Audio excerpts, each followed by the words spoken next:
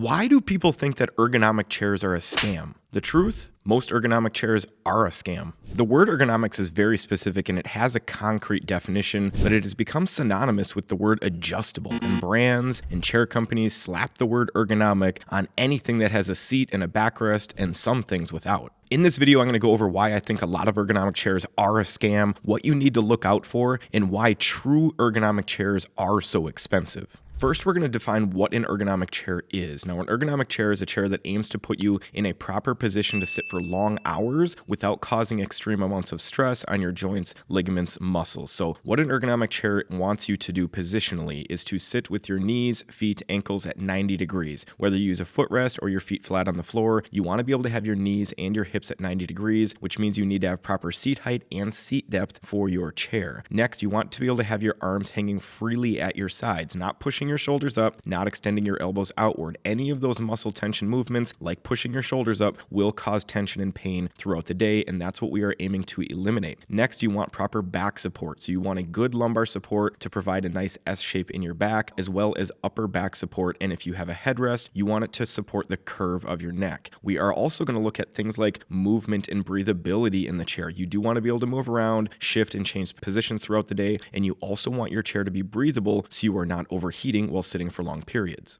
Finding the right office chair is not easy, but if you need a little guidance, check out our office chair cheat sheet in the description. Now that you know what the definition of an ergonomic office chair is, it becomes very, very obvious to see why some chairs are just a blatant scam when they label their chairs as ergonomics. Starting with what I believe to be the most egregious examples are going to be very gimmicky chairs like kneeling chairs, standing chairs, split back chairs, things like this that were designed not necessarily to be an office chair, but to be an office chair alternative. Some of them don't have backrests, some of them have extremely hard seats and almost zero adjustability, and some chairs have been discontinued completely off the market because they've been so bad, like the All-33 chair. All of these chairs would fail an ergonomics test immediately right out of the gate, but they all attach the label of ergonomic to their chair to give it that selling point, and this is the type of thing that really, really dilutes the meaning of the word ergonomics. Take the kneeling chair for an example. I actually really like kneeling chairs, but I think that they're a good alternative to your office chair just to get you out of a normal office chair for an hour or two a day. But proclaiming these chairs as ergonomic is just simply not the case. Most of them have zero adjustability whatsoever. You need to fit the chair instead of the chair being able to fit you. You're going to be in one static position most of the time, with most of the pressure being put on your shins and knees. Not a super comfortable experience, and certainly not something that would be recommended to sit in for multiple hours a day, especially not having any back support whatsoever. The same thing can be said for a standing chair. A lot of these standing chairs have no backrest, no adjustability other than seat height adjustment. They're going to move and they're going to swivel around. Yes, they're going to promote core movement, blood flow, all of that good stuff that you want to have happening throughout the day. But being able to use one of these for more than an hour or two at a time throughout the day is simply not realistic. So calling this chair ergonomic, it might fit the ergonomic definition for maybe a warehouse or maybe more of a production or a factory type of ergonomic role, but definitely not an office chair ergonomic.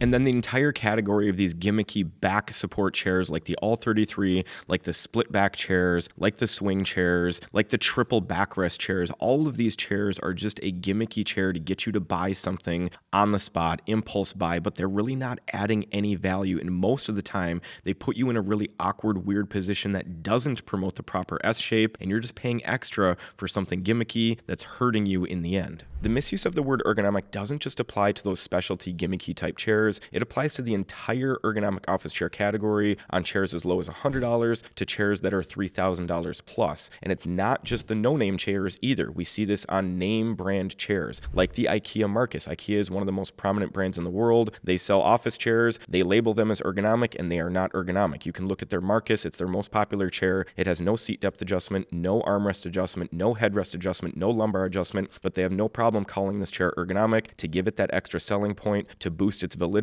and try to get you to buy the product. Every website that you go to that's going to sell an ergonomic chair is going to stretch the truth and basically use the word ergonomic interchangeably with the word adjustable. Now, we don't just see this on lower end chairs, we're also seeing it on higher end chairs. So for instance, the Nightingale CXO, this is a chair that I used for a very long time. The seat depth adjustment is not conducive to people that are short. Even me at 5'9", the seat hits the back of my legs at the lowest point. So anyone shorter than me would not be able to use this under the ergonomic guidelines. This also applies to chairs chairs like the Vantum from Herman Miller, another very high-end chair, hundreds of dollars for this chair, and it is so small that no one that is taller than 5'7", 5'8" can use this chair in an ergonomic position. So again, the word ergonomic has almost become interchangeable with the word adjustable, and it's kind of lost all meaning at this point. Because the word ergonomic is so widely misused and we're seeing it on chairs as low as $100, people think that ergonomic chairs are a ripoff when they see them that are priced over $1,000, $2,000 chairs, and they don't understand why a true ergonomic chair is so expensive. The reason that real, true, actual ergonomic chairs are so expensive is because the criteria and the threshold that you have to meet for your chair to be ergonomic is massive. It has to have huge adjustment ranges. It has to be extremely durable to last a very long time.